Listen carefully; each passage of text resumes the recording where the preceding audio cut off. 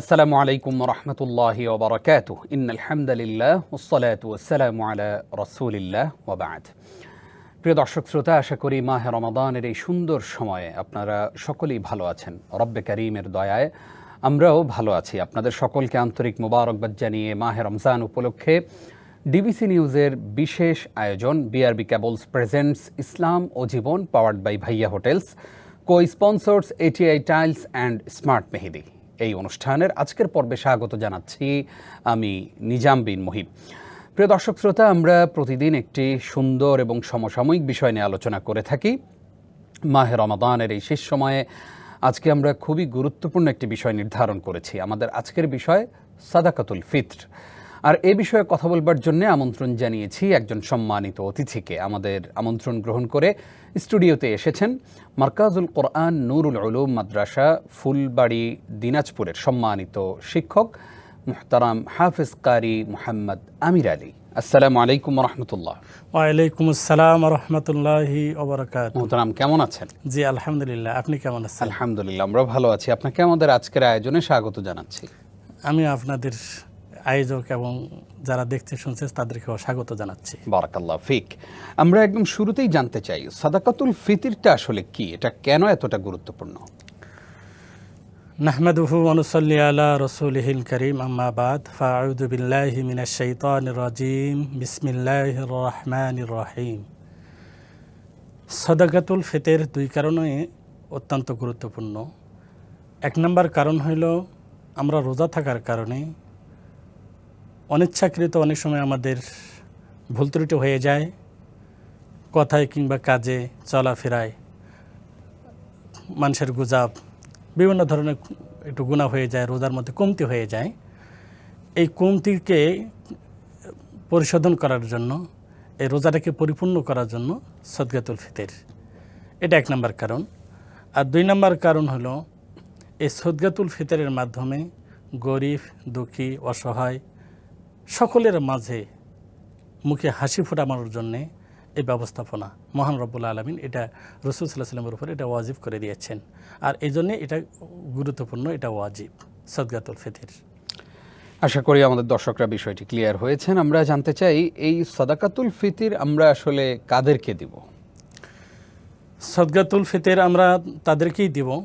সূরাতুত তাওবা আয়াত নম্বর 60, এখানে যাকাত ব্যবস্থা যাদেরকে দেওয়ার বিধান রেখেছে, সাদকাতুল ফিতর তাদেরকেই দেওয়ার জন্য বিধান রেখেছে। সাদকাতুল ফিতর আমরা তাদেরকেই দিব। এক নম্বরে হলো ফকির। যাদের ফকির বলতে ওদেরকে বোঝানো হয় যে যাদের কোনো কিচ্ছু নাই, একেবারে অভাব, জায়গা জমি ভিটা বাড়ি কিচ্ছু নেই, তাদেরকেই ফকির বলা হয়। দুই নম্বর মিসকিন, হয়তো ভিটা বাড়ি আছে কিন্তু তাদের যাকাত দেওয়ার মতো বা ফেতরা দেওয়ার, সাদাকাতুল ফিতর দেওয়ার মতন এবিলিটি তাদের নেই, এজন্য তাদেরকে আমরা দিব, এটাতে তাদেরকে মিসকিন বলা হয়। দুই নম্বর, এই সাদাকাতুল ফিতর যেনারা কালেকশন করেন, এটা রাষ্ট্রীয়ভাবে হতে পারে বা বিভিন্নভাবে হতে পারে, তো যারা এটা কালেকশন করেন এবং বিতরণের দায়িত্বে নিয়োজিত যেনারা থাকেন তেনাদেরকে দেওয়া যাবে। 4 নম্বর, মানুষের দিলকে আকৃষ্ট করার জন্য ইসলামের দিকে, ইসলাম যে এত সুন্দর একটা সুন্দর বিধি ব্যবস্থাপনা, সুন্দর একটা বিধান, এই ইসলামকে ফুটিয়ে তোলার জন্যে, ইসলামের দিকে মানুষকে আকৃষ্ট করার জন্যে এটা দেওয়া যেতে পারে। 5 নম্বর, কৃতদাসকে মুক্তি করে দেওয়ার জন্যে এটা দেওয়া যাবে, তাদেরকে দেওয়া যাবে। তারপরে জিহাদুম ফি সাবিলিল্লাহ, যারা আল্লাহ রাস্তায় আছে, এই আল্লাহ রাস্তার ব্যাখ্যা অনেকগুলো হইতে পারে। যুদ্ধের ময়দানে গেছে, অস্ত্রশস্ত্র নাই, তারপরে মানসায় এলমে দিন শিক্ষা করতেছে, যে ছাত্রগুলি টাকার অভাবে এলমে দিন শিক্ষা করতে পারতেছে না, যেহেতু তারাও ফি সাবিলিল্লাহর মধ্যে আছে, এলমে দিন শিক্ষা করতেছে, আর এই এলমে দিন দিয়ে মানুষের ময়দানে মানুষকে সঠিক পথে নিয়ে আসতে পারবে, এটাও হইতে পারে, তাদেরকে দেওয়া যাবে।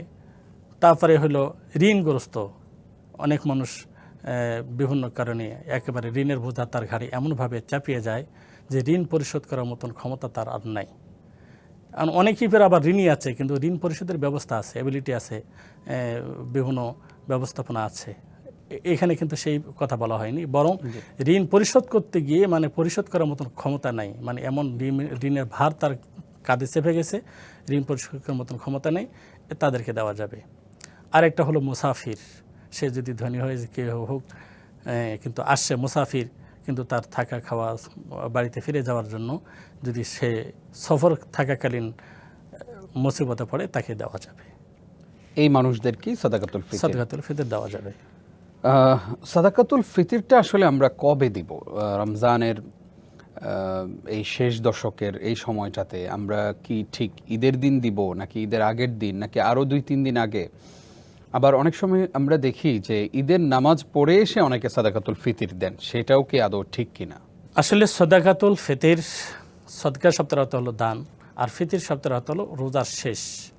তো মূলত সদকাতুল ফিতরে দেওয়ার যেটা নিয়ম, সুন্নত তরিকা, যেটা হাদিসে যেটা বিধান আছে, সেটা হলো শাওয়াল মাসের শুভে সাদিক থেকে নিয়ে ঈদের নামাজে যাওয়ার আগ পর্যন্ত। এটাই হলো দেওয়ার মূল বিধান। এটা হলো হাদিসে পাওয়া যায়, আর হাদিসের বিধান এটাই। আর ঈদের পরে যেটা দেই, আসলে সদকাতুল ফিতর আমরা কেন দিব? মূল উদ্দেশ্যটাই তো হলো যে গরিবের মুখে হাসি ফোটানো, গরিবদেরকেও মানে ঈদ মানে যে খুশি, ঈদ মানে আনন্দ, ঈদ মানে এইটা গরিব ধনী সকলের মাঝে বিতরণ করার জন্যই তো সদকা ফিতর দেওয়া। তো এই জন্য ঈদের আগে যদি আমরা দেই, তাহলে তো গরিবরা এটা দিয়ে তাদের প্রয়োজনীয় যা দরকার, কাপড়, সিমাই, মিষ্টি দ্রব্য, আরও যা প্রয়োজন সেটা ক্রয় করতে পারবে, এবং তারাও এই ঈদের খুশিটাকে নিজে ভাগ করে নিতে পারবে। এই জন্যে এটা ঈদের আগেই দেওয়া, ঈদের নামাজের আগেই দেওয়া। তবে সেক্ষেত্রে ঈদের নামাজ সুবহে সাদিক থেকে নিয়ে ঈদের নামাজে দেওয়ার এটা যদিও বিধান, আমরা প্রয়োজন বোধে 1-2 দিন আগেও দিতে পারি। তাহলে আমাদের সাদাকাতুল ফিতর আদায় হয়ে যাবে ইনশাআল্লাহ। আদায় হয়ে যাবে ইনশাআল্লাহ। জাযাকাল্লাহ খাইর। আমরা আসবো আপনার কাছে আবারও ইনশাআল্লাহ ছোট্ট একটি বিরতির পর। প্রিয় দর্শক, আপনারা দেখছেন বিআরবি কেবলস প্রেজেন্টস ইসলাম ও জীবন অনুষ্ঠানের এই পর্যায়ে নিচ্ছি ছোট্ট একটি বিরতি, সঙ্গেই থাকুন। প্রিয় দর্শক, আপনাদেরকে আরও একবার স্বাগত জানিয়ে শুরু করছি বিআরবি কেবলস প্রেজেন্টস ইসলাম ও জীবন। আজকে আমরা খুবই গুরুত্বপূর্ণ একটি বিষয় আলোচনা শুনছি, আর তা হচ্ছে সাদাকাতুল ফিতর। আর এ বিষয়ে কথা বলছেন হাফিজ কারি মোহাম্মদ আমির আলী। মোহতারাম, আপনাকে আরও একবার স্বাগত জানাচ্ছি। স্বাগত। আমরা আপনার কাছে জানতে চাই যে সাদাকাতুল ফিতর যারা রোজা রেখেছে শুধু তাদের পক্ষ থেকেই দিবে, নাকি পরিবারে যে শিশু আছে, বয়স্ক বাবা মা আছে যারা হয়তো সিয়াম রাখতে পারে নাই, তাদের পক্ষ থেকে, অর্থাৎ সবার পক্ষ থেকেই কি সাদাকাতুল ফিতর দিতে হবে, নাকি শুধু যারা সিয়াম রেখেছে তারাই দিবে তাদের পক্ষ থেকে? সাদাকাতুল ফিতর এটা ওয়াজিব শুধু যারা রোজা আছে তাদের উপরে না, বরং যার উপরে সাদাকাতুল ফিতর ওয়াজিব হয়েছে তার নাবালক মেয়ে সন্তান, ছেলে সন্তান যারা আছে তাদের পক্ষ থেকেই সাদাকাতুল ফিতর আদায় করতে হবে। যাদের উপরে ওয়াজিব হয়েছে, যারা রোজা আছে তারাই শুধু দিবে, আর যারা রোজা নেই তারা শুধু দিবে, এমনটি না।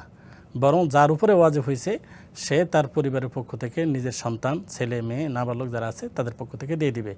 তবে স্ত্রীর ব্যাপারে 2টি কথা। 1 নম্বর কথা হলো, সে স্ত্রীর যদি নিজের অর্থ সম্পদ থাকে তাহলে স্ত্রীর নিজেরটা দিয়ে দিবে, আর যদি স্বামী চায় যে আমার স্ত্রীটা দিয়ে দিব, তাহলে হক আদায় হবে, দিতে পারবে, কিন্তু নিয়ম হলো স্ত্রীটা স্ত্রী নিজে দিয়ে দিবে, যদি তার অর্থ সম্পদ থাকে। জি জি, ওই জাকাতের মতো আর কি। জি, জাকাতের মতো আর। জি জি, আশা করি আমাদের দর্শকরা বুঝতে পেরেছেন বিষয়টি। সাদাকাতুল ফিতর আসলে আমরা কি দিয়ে দিব? আমরা তো আমাদের দেশে এবং আরব বিশ্বেও দেখি কেউ টাকা দিয়ে দেন, কেউ খাদ্য দিয়ে দেন, এবং রাসূল সাল্লাল্লাহু আলাইহি সাল্লামের যুগে খাদ্য দিয়েই সাদাকাতুল ফিতর দিয়েছেন। এখন আমরা কি টাকা দিয়ে আদায় করলে হবে? তো মূলত হাদিস শরীফের মধ্যে যেটা পাওয়া যায় যে সাদাকাতুল ফিতর যে রাসূল সাল্লাল্লাহু আলাইহি সাল্লামের সময় 4টা জিনিস দিয়ে দিয়েছিলেন: জব, খেজুর, পনির, কিশমিশ। এগুলি খাদ্যপণ্য, এগুলি দিয়ে তিনি দিয়েছিলেন, এটা হাদিসে পাওয়া যায়। তবে আবু ইসহাক রহমতুল্লাহি আলাইহি আব্দুল্লাহ বিন আব্বাস রাদিয়াল্লাহু তাআলার বরাত দিয়ে বলেন যে তিনি বলেন যে আমি অসংখ্য সাহাবায়ে কিরামদেরকে দেখেছি যে, আর এই সাদাকাতুল ফিতরের মূল উদ্দেশ্য কি? আমরা খাদ্য দিয়েই দেই আর টাকা দিয়ে দেই, কিন্তু এটার পিছনে একটা মূল উদ্দেশ্য আছে।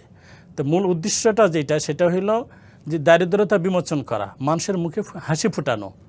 তো যে সময় যেটা প্রয়োজন হয়, মূল কথা হলো মানুষের যেটা প্রয়োজন এটাই হলো ব্যবস্থা করার জন্য, এটাই হলো উচিত বা এটাই উত্তম হবে।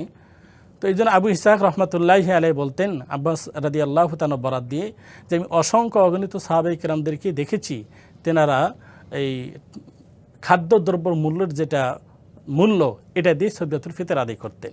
জি। তো এই জন্য এখন আমাদেরও উচিত, আমরা ইচ্ছা করলে খাদ্যদ্রব্য দিয়েও দিতে পারি, আবার টাকা দিয়েও দিতে পারি। তবে আমাদের বাংলাদেশের জন্য হইল যে টাকা দিলেই সবচেয়ে বেশি ভালো, কারণ তার যেটা প্রয়োজন সেটা নিতে কিনে নিতে পারবে। জি জি। এই জন্য আমরা দুইটাই ব্যবহার করতে পারি, যেহেতু দুইটাই আছে। রসুল সাল্লাল্লাহু আলাইহি ওয়াসাল্লাম খাদ্যও দিচ্ছেন, সাহাবা ইকরামরা মূল্য দিচ্ছেন। তা আমরা যেহেতু রসুল এবং সাহাবা ইকরামদেরকে নিয়েই চলি, তো মা আনা আলাইহি ওয়া আসহাবি আহলে সুন্নাত ওয়াল জামাতের আকীদা হলো এটাই যে রসুলের আদর্শ সাহাবা ইকরামদের নমুনা। তো যেহেতু রসুল সাল্লাল্লাহু আলাইহি ওয়াসাল্লাম খাদ্য দিচ্ছেন, এই জন্য আমরা খাদ্যও দিতে পারি, সাহাবা ইকরামরা টাকা দিচ্ছেন, আমরা টাকাও দিতে পারি।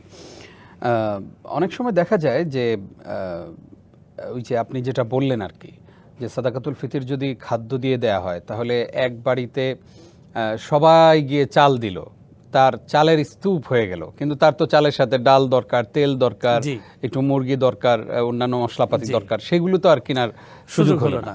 সেই জন্য আমরা চাইলে টাকা দিয়ে দিলেই দিতে পারি। জি জি, তার সেই প্রয়োজন সে নিজের মতো করেই নিতে পারবে আর কি, ইনশাআল্লাহ।